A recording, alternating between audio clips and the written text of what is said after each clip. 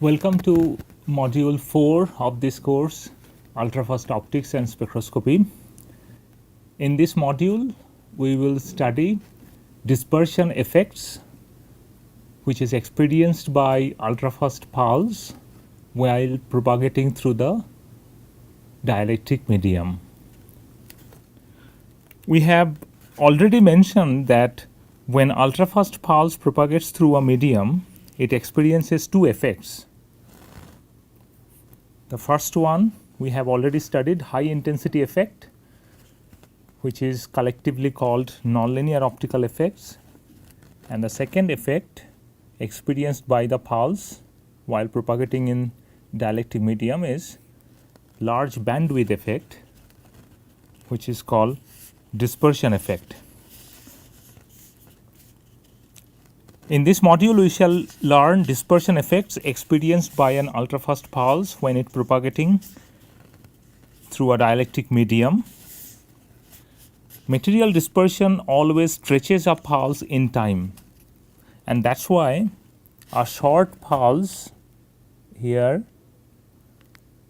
the pulse duration is expressed by delta t before propagating through the medium, and this delta t time duration of the pulse is defined as the full width half max of the intensity profile, which will become larger as it propagates through the medium. This is delta t after dispersion, and that is unavoidable for any dielectric medium. So this is the topic of the present module. But what is dispersion, by the way? Dispersion is a variation of refractive index as a function of frequency, which is shown here in this figure. We see that in the visible regime and UV regime or IR regime, where most of the spectroscopies are performed, refractive index of the medium is much higher than 1. Refractive index of the medium in IR and visible or UV regime, they are greater than 1, but in the X-ray regime, the medium dispersion becomes less than 1, and there is a consequence for it. We will go over the consequences later, but one thing we should note here, that in the normal dispersion regime, refractive index always increases as a function of frequency.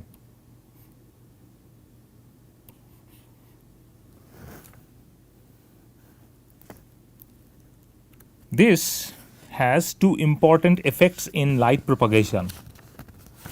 The first effect is temporal effect, and the second effect is spatial effect. In temporal effect, we have already come to know that phase velocity depends on refractive index Vp. It depends on the refractive index, and refractive index depends on frequency. That's why phase velocity of red light low frequency component would be much higher than phase velocity of the blue light. That's why if I have a combination of red, blue and yellow lights, they are propagating in vacuum, and once it's propagating through the medium, a dispersive medium, then we see that red light propagates at faster velocity than the blue light. So this is the temporal effect we see, which means that if I take this analogy and then try to understand what might happen to the ultrafast pulse, one can think of like this way. I have a red and blue components in the vacuum, they are propagating, but the moment it is propagating through the medium, what will happen? this red component would travel at a faster velocity than blue component, and slowly I am stretching the pulse. And this effect is unavoidable effect for any medium. We will calculate how much stretching we will experience very soon. Another effect, dispersion effect, is spatial effect. According to Snell's law, when light propagates across an interface, angle of refraction is inversely proportional to the refractive index of the material or medium. And this inverse relationship suggests that if light propagates from low refractive index material to high index material, higher frequency light bends more, as illustrated here. So, blue light will bend more than red light. And we will find out what are the effects one can anticipate for the ultrafast pulse when ultrafast pulse is propagating through the medium. An ultrafast pulse carries a number of frequency components that we have already seen. We have represented ultrafast pulse, and the representation was following. We can remind ourselves. We have represented the electric field in time domain as AT multiplied by e to the power I omega naught t minus k naught z. This part is carrier wave part, oscillatory part, and this part is field envelope. And then we get the intensity, which is nothing but AT square modulus. And when you express intensity of an ultrafast pulse, assuming a Gaussian pulse like this, that is centered at t equals 0. The moment I do Fourier transform of this time domain pulse, I get a frequency domain description of the field, and which suggests that the frequency domain field is centered at omega naught equals at center omega naught. So, frequency domain field is centered at omega naught, and it has a bandwidth delta omega. So, when an ultrafast pulse propagates through a dispersive material, it will experience both temporal and spatial effects due to dispersion. In every ultrafast optical spectroscopy lab, different optics such as lens, polarizer, nonlinear crystals are used, and when ultrafast pulse propagates through these optics, it experiences dispersion.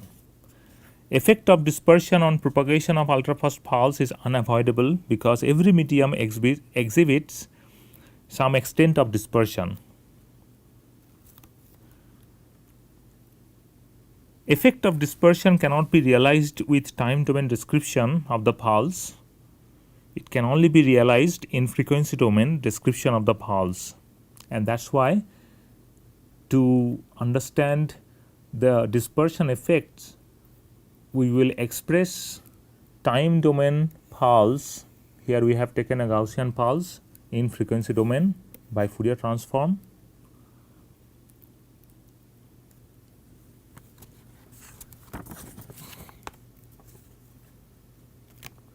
The transform limited Gaussian pulse is expressed by E naught e to the power minus AT square, that is the field envelope, Gaussian field envelope, and this is the carrier wave.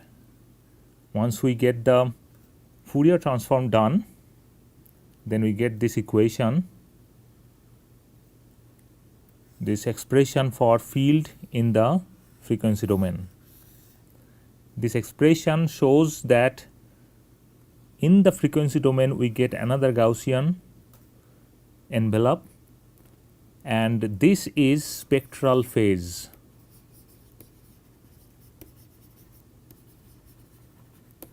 a phase factor which comes in frequency domain, that's why it's called spectral phase. Now this equation is valid when a pulse propagates in vacuum. That's why K naught is constant. It's not varying, it's not changing. In a dispersive medium, however, magnitude of wave vector must take more general form k omega. Consequently, spectral phase of the pulse is controlled by k omega z, this term. So instead of k naught z, we have to consider k omega z. K is a function of omega. And the moment we do that, we can express it in Taylor series expansion, because the k omega naught value is known, which is the vacuum value, and we have to expand this function around omega. That's why we can use this Taylor series expansion. The moment we look at the Taylor series expansion, we get the spectral phase description, which includes vacuum contribution k naught L, that is the L distance. So instead of Z, we are considering L. And the first term, which exists for plane wave as well, is the natural phase advance due to propagation through L distance, k naught L. So if we look at the expression for frequency domain field, it looks like this multiplied by e to the power I phi omega. Now, second term which we get is related to group velocity, the velocity of the envelope function. We remind ourselves, in a pulse I have two components, envelope and the carrier wave. Envelope is this one, and the carrier wave, which is the oscillatory part. And in vacuum, they travel when their phases are locked, like this way. And we said that there are two different velocities: phase velocity, the velocity of the carrier wave, and group velocity, velocity of the envelope. So group velocity is expressed by this d omega dk, which exists in pulse only. And the third term here is related to variation of group velocity as a function of frequency. So just little modification of this equation, simple modification by introducing group velocity, we get this term in the second order spectral phase. So this is your second order spectral phase.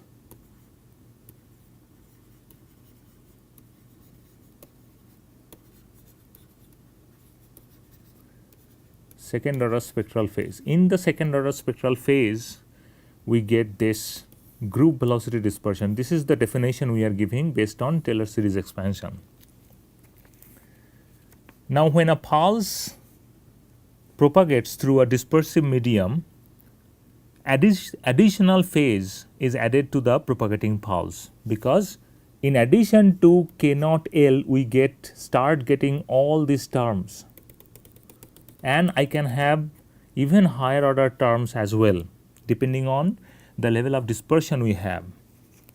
Level of dispersion an ultrafast pulse experiences while propagating through the medium decides how many terms in this equation we should consider. This undoubtedly depends on the experimental conditions. However, to understand the influence of each term on the propagation of an ultrafast pulse, one can think of adding systematically each term and subsequently check the effects. If only the first term in the equation is introduced, that means this one, the pulse does not experience any dispersion at all. It's just like vacuum propagation. This is true for the vacuum propagation. In order to see the dispersion effect, we should introduce at least first two terms. That means these two terms we have to introduce to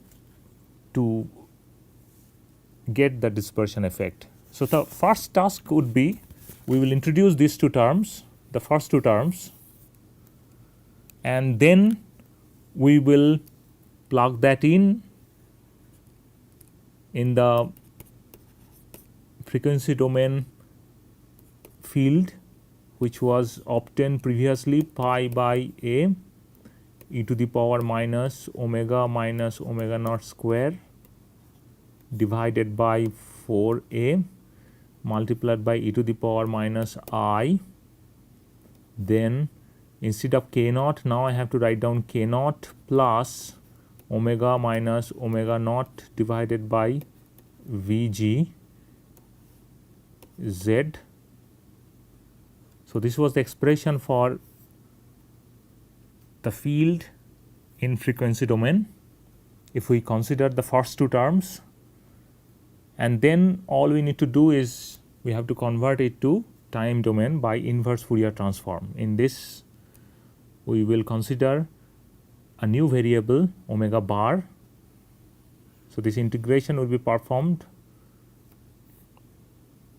with omega bar as variable, and omega bar is defined as omega minus omega naught. That just simplifies the problem.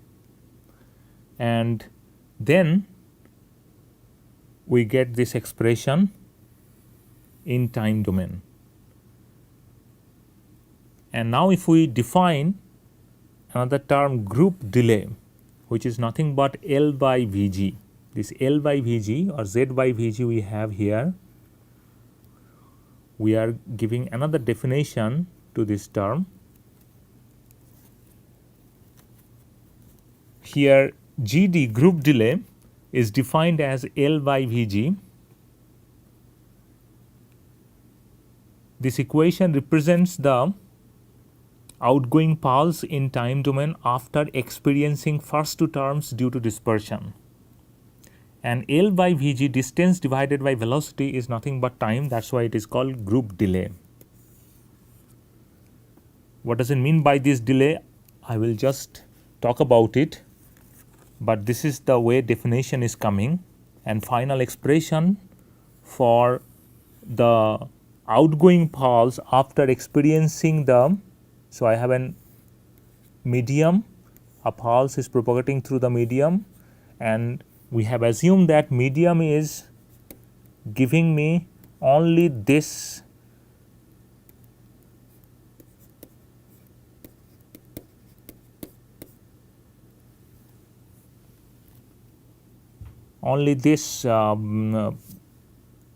dispersion effects. So it is called first order diffraction effects is included. What does it mean by this delay? We have already seen that optical pulse is synthesized by interference of electromagnetic waves with slightly different frequency propagating along the same direction. And due to that interference, so I have a number of frequency components. This is one,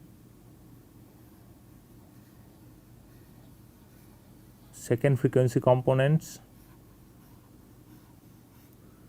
then third frequency component,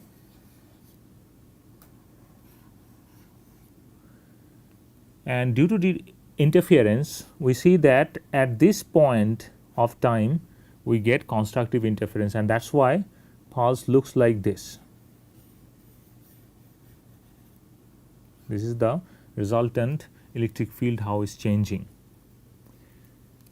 And we have also seen that a pulse has two velocities, phase velocity and group velocity. Phase velocity is defined by Vp. Phase velocity is the velocity of the carrier wave, which is defined by omega average by k average, and group velocity is defined by d omega dk.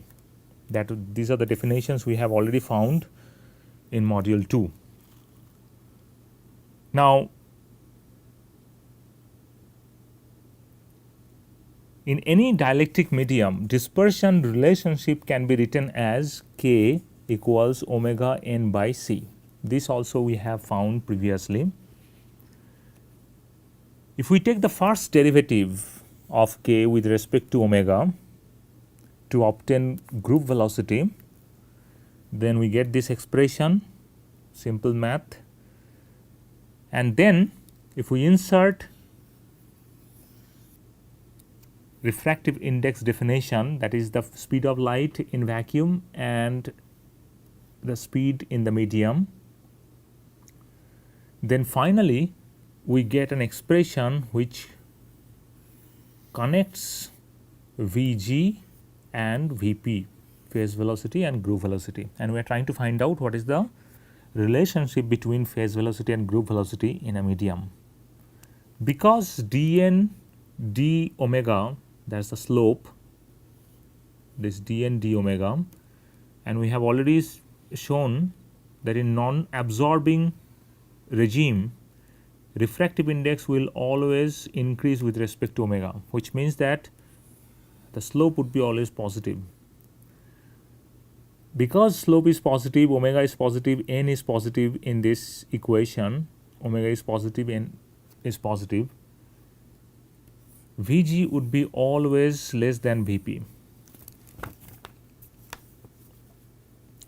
Therefore, in non-absorbing medium, relative phase of envelope and carrier wave changes due to phase and group velocity mismatch.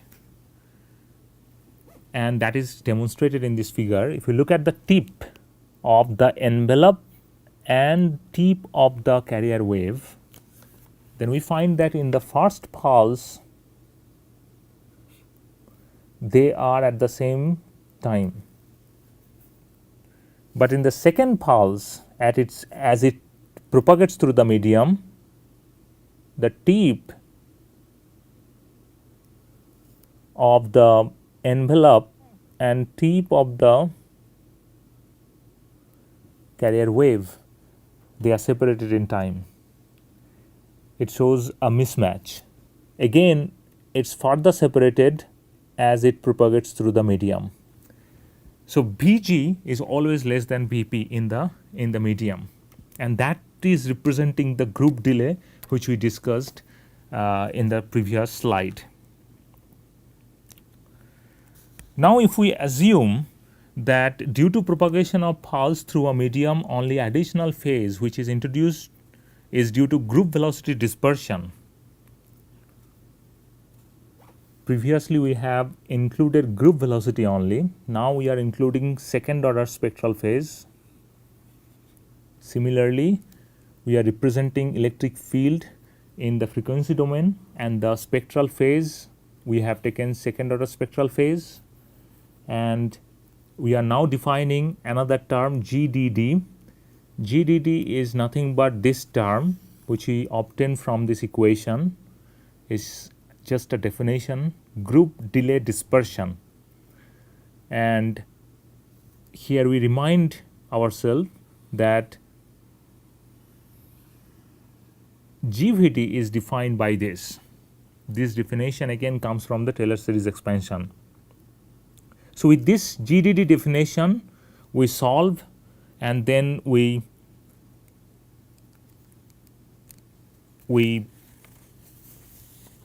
do we get the time domain field by inverse Fourier transform, and taking the full width half max. So once we get the field in time domain, we can get intensity in the time domain. From field to intensity, we know how to do that.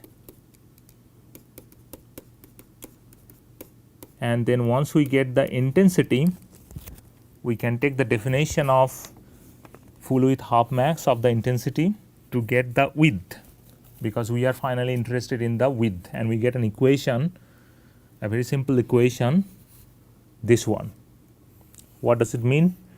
Here delta T sharp, we have to remember that any time for a given spectral bandwidth, if number of frequency components are fixed, then anytime we are trying to broaden a pulse, it means we are introducing a sharp.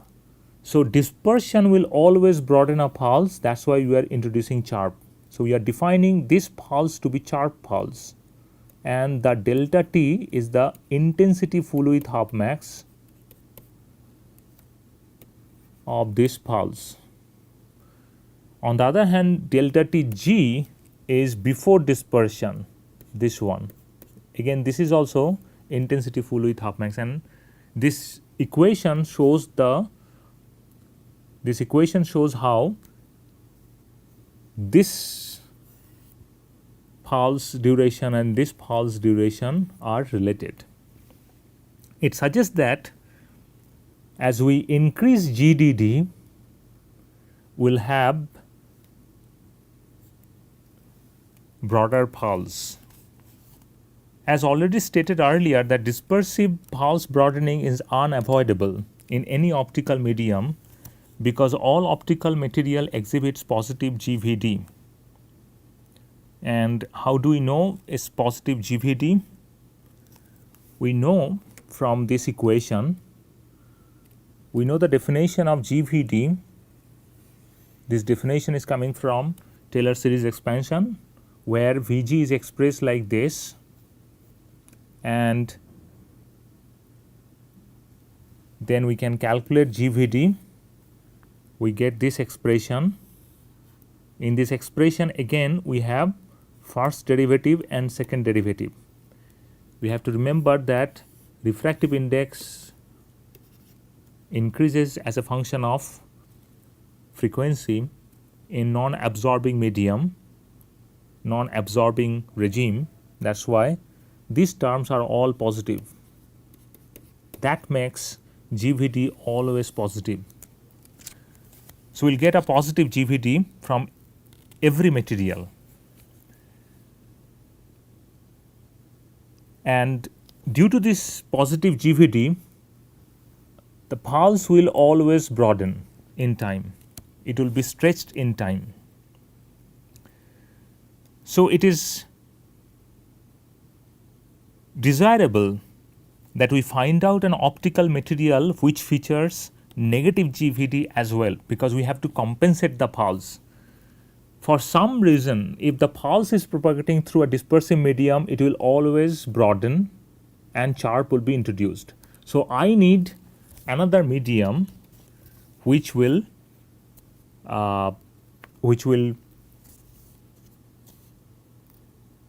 introduce negative GVD to get my broadened pulse back to the compressed pulse. This table shows GDD, which is always positive, and it suggests that the unit of this GDD is suggesting that femtosecond square divided by mm. So per millimeter propagation of the pulse, it will introduce this amount of GDD, and if we plug that in, we'll be able to find out what would be the final pulse duration after the propagation.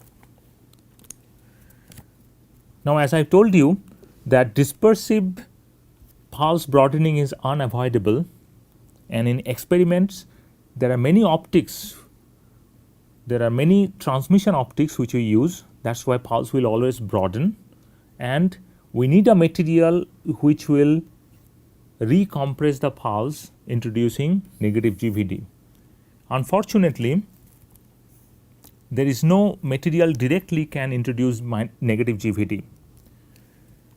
Prism and gratings are two optical elements which are capable to introduce negative GVD by means of angular dispersion.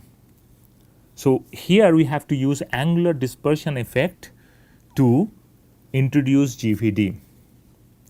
To understand this angular dispersion and its effect in producing negative GVD, let us assume the center frequency component of the pulse travels along z direction here, and k is the direction of any other frequency component. So, this is k, and center frequency is propagating omega naught, propagating along z direction.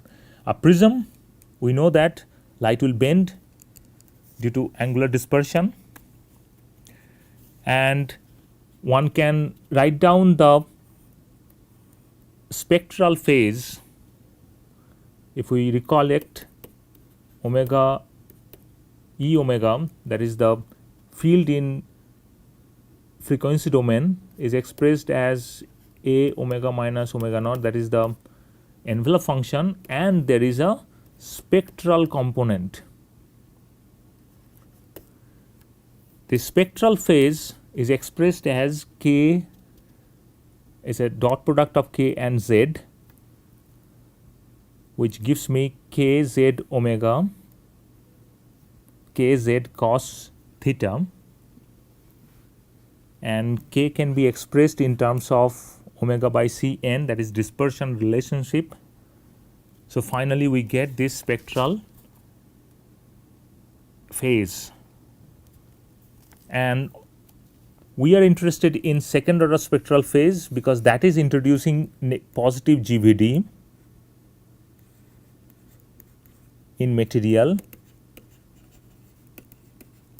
So, we want to find out, can we get negative GVD from the second order spectral phase.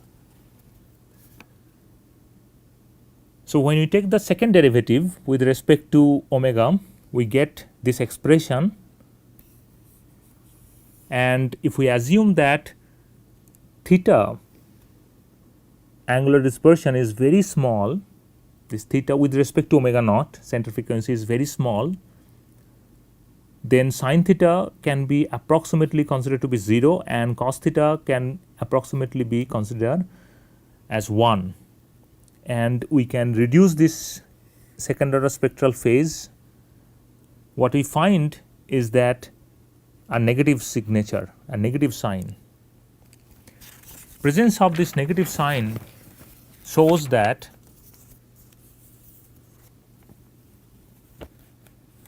negative GVD is possible to achieve with the help of prism or grating. So, in the end, let's say I have a short pulse, I have many mediums through which light is propagating, the pulse is propagating, and due to this propagation, in the end I get a broad pulse, a sharp pulse as well. It has to be sharp, otherwise we couldn't broad the pulse.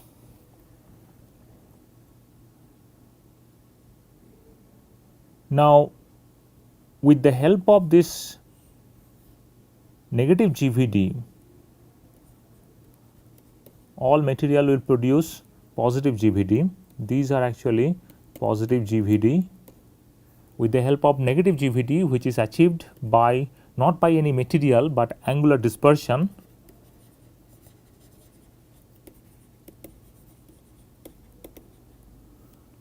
we may compress the pulse again. There is enormous application of this negative GVD in the construction of ultrafast pulses. We will study that very soon.